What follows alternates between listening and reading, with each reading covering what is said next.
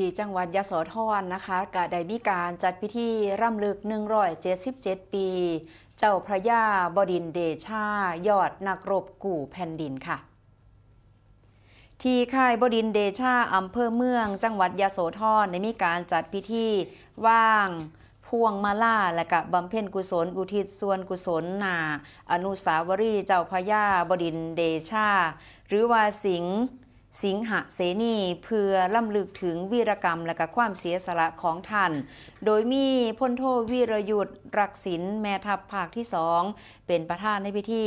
ซึ่งก็มีนายชาญชัยสอนศรีวิชัยผู้ว่าราชการจังหวัดยโสธรพันเอกสุรกิจกาเนตผู้บังคับการกรมทหารราบที่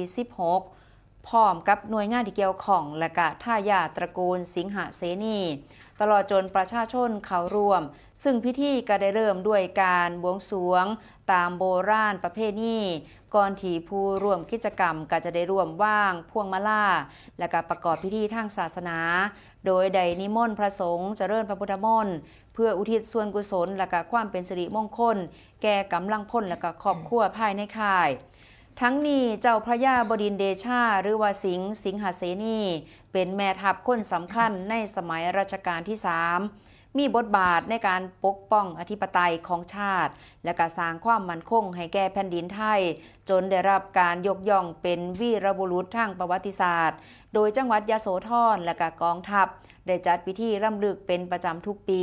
เพื่อเชิดชูเกียรติและก็ปลูกฝังจิตสำนึกในการรักชาติค่ะ